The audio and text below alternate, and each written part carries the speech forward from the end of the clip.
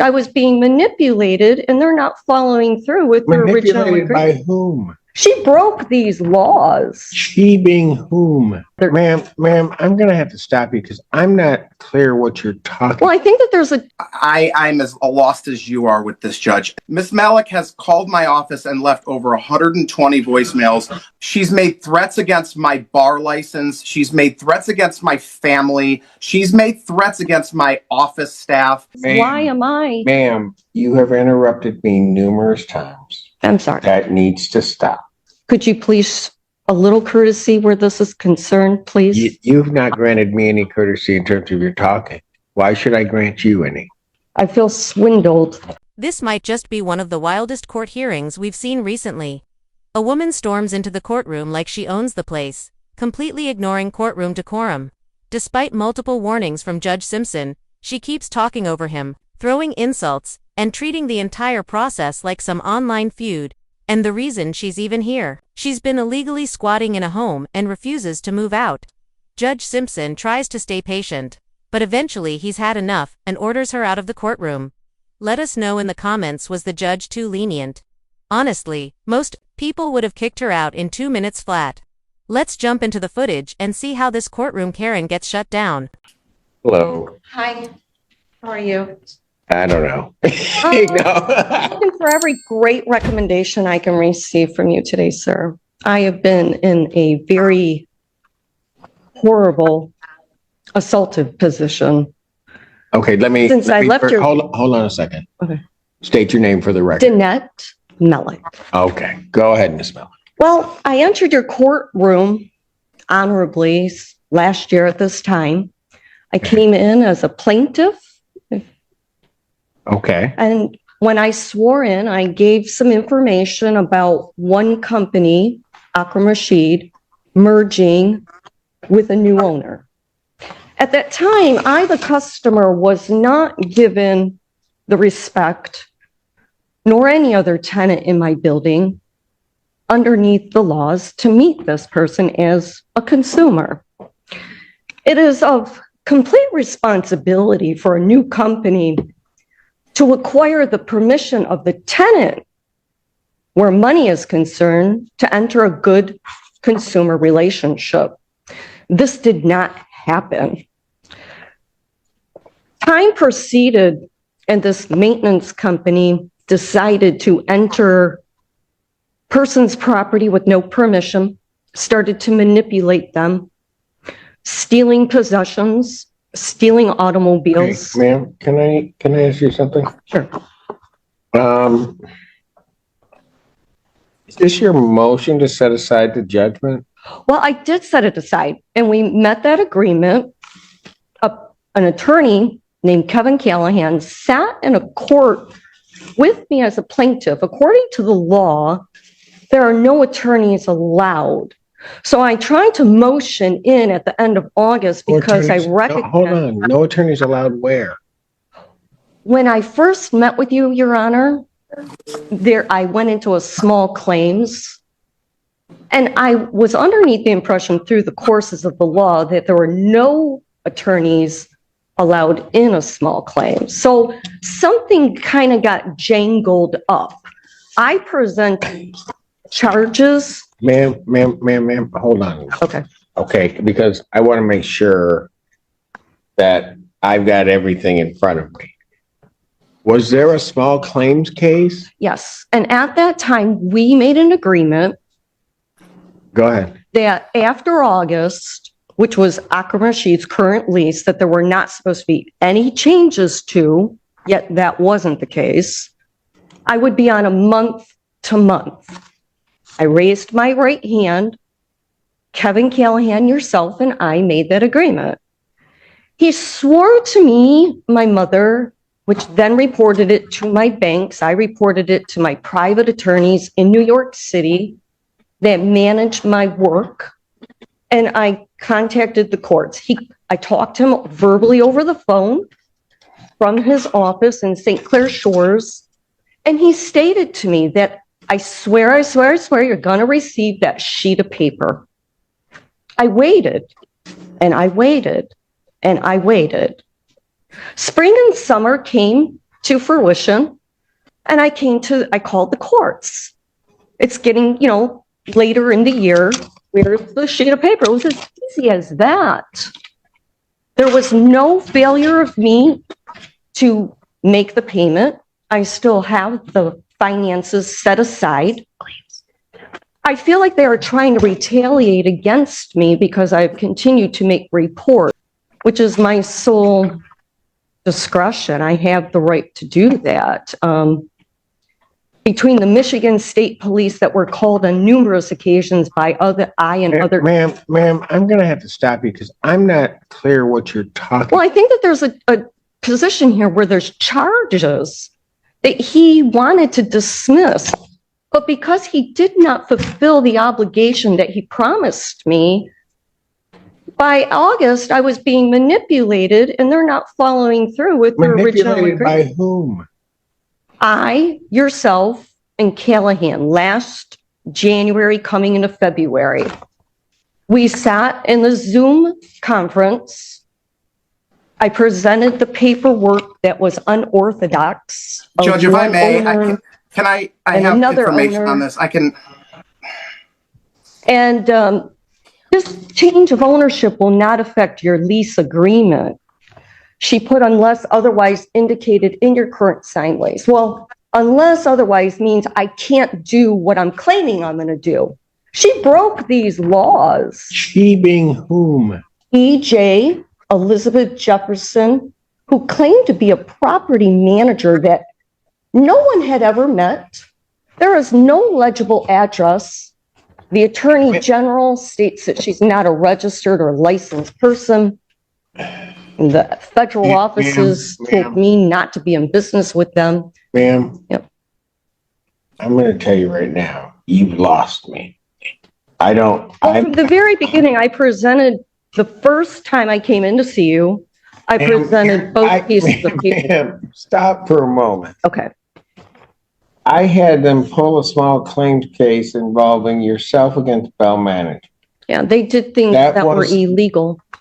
Fair housing. Ma'am, that was over a year ago. I would like to say I absolutely remember that, yeah, but I don't. I'm in dismay myself, sir, because I made that agreement with you. I clearly don't allow a judge or myself to be taken advantage of by an attorney's office. Well, I don't know that I've been taken advantage of. I believe I have been. Okay. I would not enter your courts to present this witness information as Ma'am, stop for one moment. Okay. Let me hear, I've heard from you for a while. Let me hear from the other side. Okay.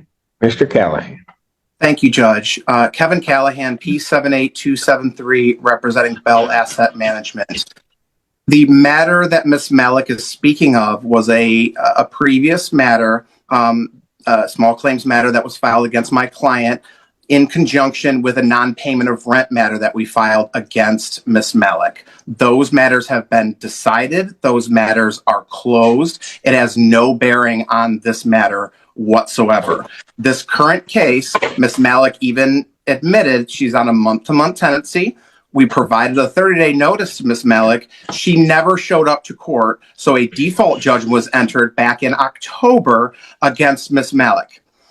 We subsequently filed a writ of eviction. That writ was signed by Your Honor, and now we get this motion to set aside that default 2 months after the default was entered, alleging that no attorney present and it was against her rights. And I'm as lost as you are with this, Judge. There's no basis to set this judgment aside. Ms. Malik is a month-to-month tenant. She has to vacate the property. However, I will say for the record, because I'm not going to let my reputation possibly be besmirched on the record here of doing anything illegal or improper, Ms. Malik has called my office and left over 120 voicemails accusing me of crimes under the federal law that don't exist. Made threats against me, my family. Ms. Malik, I allowed you to speak. Please allow me to speak. She's made threats against my bar license. She's made threats against my family. She's made threats against my office staff. It has been deplorable what my staff has gone through with Miss Melick over a situation that is a simple month-to-month termination, and Miss Melick refuses to leave the property, Judge. We're just asking for that judgment to stand and the writ to stand so that my client can move forward. Leave the property. I never made any threats to anybody's family. I never made any threats to anybody. I did call the office. I asked him for the sheet of paper that he promised. He said he would give me a month to month after August. I said, what is going on? I said, give me the oral confirmation or the written confirmation, and I'm going to continue to pay the money from August onward.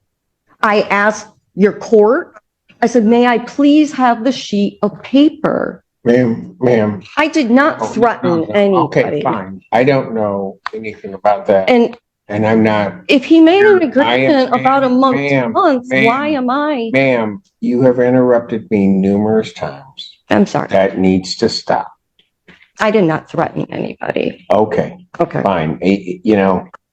Always Just two sides to the story. Rude. But the reality here is you're before the court challenging, you're asking me to set aside a judgment to stay the writ. She then told me, she flip-flopped with me 3 times. She put another sheet of paper underneath my door asking me, E.J. Jefferson. She Ma'am, asked me if I abandoned my unit. Ma'am. Then she tried to take the money out. Ma'am, 3 okay, times ma'am, in you know September what and I'm gonna do, October. ma'am, here's what I'm gonna do. But there was no order. Ma'am, I'm gonna pass the She matter. asked me to move out. Quit interrupting me. Yeah, she's still Quit trying to take the money. interrupting me. That's warning 2. On the 3rd one, I act.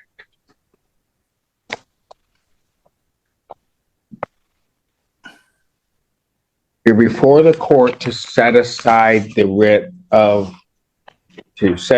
judgment and the writ. Yes. So that the record is clear, the judgment was entered for failure to appear at 2 hearings.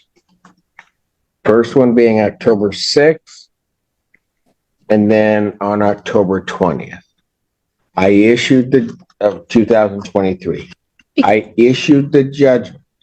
Because I thought that the month to month would be honored. That's all. That's all that he gave me. It was all the information I went by, was what I was sworn in. When I'm underneath oath, an agreement is made, nothing happened other than me calling his office and asking for that sheet of paper. I diligently, respectfully, and responsibly, Ma'am, you can have a seat before I find you. Recalls the case, Bell Asset Management versus Melee. Before anybody else says anything, because this is going way far afield. The only issue before me is the order that I issued in October, which was the judgment, and then the writ of eviction. well, I failed the October. I don't know how. I got confused. I'm not accustomed to the courts. Ma'am, but if at any given time, here's what the problem for you, Miss Ma'am, and I'm just going to be blunt about it. That judgment went out from the court shortly after my signing. All right. Sir, may I ask something of you? Once an agreement is made in court, isn't that you respectfully gave me the month to month. He told me if I dropped the charges on his group, his client would agree to give me a month to month. I mean, Then you're going to have to file a new claim that alleges that. That's not before me. That's why I motioned in August. No, but that is not before me today. This is how I will state it. No, No, wait. you won't. I That's can, not before me. I can pay the money. There was never a failure. I swear, I had the money aside. They want you out. I It's didn't, not about the money. they asked me to pay. There was no probable cause in any level. I called his office respectfully. I asked him for the sheet of paper for the month to month that was agreed upon after August. She put a renewal underneath my door. If she wanted me to leave, why was she sending me a renewal? She tried to take the money out in September and October. That would mean I'm still on a month to month. I just said, where is the paperwork to confirm that? My bank has it on the record, JP Morgan Chase, September and October. Ma'am, they want you out. But she asked me to renew. Ma'am, I don't know about any of those conversations. They have properly been granted a judgment for possession. They properly filed the writ or the order of eviction. I've signed the order of eviction. There is no basis, and I've listened to everything you said to me. There is no basis for this court to set aside that judgment or to stay the execution of the order of eviction or the writ of restitution. There's no legal basis for me. I can't pay the money that was agreed They upon, don't want the money. This was even though she tried to take it out in September and October. This is a termination of tenancy case. I don't know anything that they've done regarding taking it out. This is They did. They termination. tried to take the money out. Okay, ma'am, that's fine. I don't know that. But even if that were true, the judgment in this case, I have not done anything though, Your Honor. I mean, this is against the law. no, what would be against the law is me to grant your relief you're requesting. Because they, like you have rights, they have rights. You brought this before the court. And I'm going to say it again to you, so hopefully it'll sink in. They properly got a judgment. Upon properly getting that judgment, they properly requested an order of eviction. I issued the order of eviction. That order of eviction, the judgment, because you have not provided a basis, that will stand. Your motion. I did nothing after August other than oblige where a month to month was concerned. That was the agreement. I did not refuse payment. There was no probable cause. She put a renewal underneath my door. I says, well, where's the sheet of paper if you're trying to renew? And then she's flip-flopping back and forth with me. Well, I'm like, okay, I thought I was supposed to be on a month to month. That's all it was. She lied to me. And then she lied to me again. And then she tried to take the money out 3 times. So it got me confused. I'm like, well, then am I on a month to month? The bank has that on record. So I came in thinking that if I spoke the truth, because I was sworn in last year and it was agreed upon that I'd be on a month to month after August. That was it. It was as simple as that. I contacted your courts on numerous occasions prior to the end of August. Ma'am, maybe you don't understand. I just issued my ruling. Your motion is denied.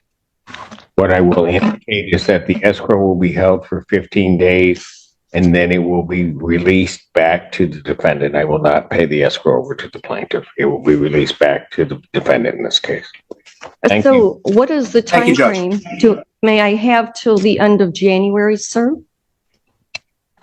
Ma'am, you're operating on borrowed time. I signed the writ I cannot just December 3rd. I signed the writ December 3rd. to have a moving truck in, please, sir. I mean, it is the dead of winter. I have no problem moving out.